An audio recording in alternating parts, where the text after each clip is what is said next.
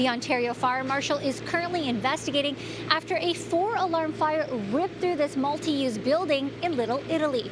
Approximately 20 residents have been displaced and 3 businesses have been shut down. Mostly shock. Honestly, I was out in the living room like eating a bowl of cereal, and then I thought someone did fireworks beside us, and I went out, saw it wasn't fireworks, unfortunately, and yeah, it was intense. Like one of the neighbors from like the houses across from us was like screaming like fire, fire. This Ryerson University student is one of a few residents having to leave this 3-story building. About 1 a.m. in the morning, we received a call for a fire at 615 College Street. And crews arrived and they very quickly elevated that to a 4-alarm. The building was fully engulfed. Crews did an amazing job knocking down the fire and suppressing it. As you can see from this area, I mean, this could have spread, fortunately they contained it to 2 buildings, but it could have very easily expanded to more buildings. The scene was absolutely terrifying. Giant plumes of smoke billowing and massive flames were seen from the rear of the building.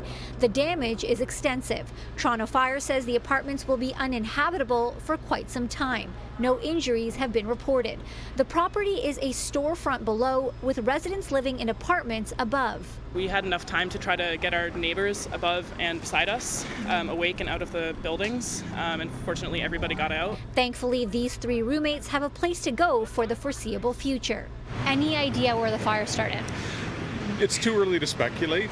There is extensive damage at the south side of the building or the back of the building in a few of the units, so that's where investigators are going to be at least starting to focus their cause. It's undescribable. It was a pretty wild night. Like it was over 100 firefighters here. I've never seen anything like that in like 20 years that I've been here. The owner of La Forchetta, Nick D'Alessandro, has been at his 20-year-old restaurant all night. We have extensive water damage, probably electrical damage.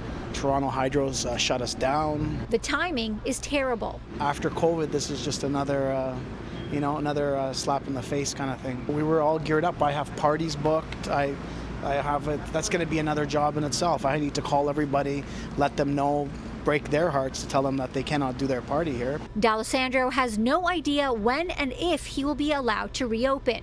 He still needs to go through insurance to assess the damage. Hopefully, we can get the ball rolling and get back in business, because there's, I'm not worried about myself, but there's 10 employees here that they're going to be out of work for a little while. The fire chief we spoke with says a team of investigators will be here on scene over the next couple of days, going through debris, trying to figure out what exactly started this fire.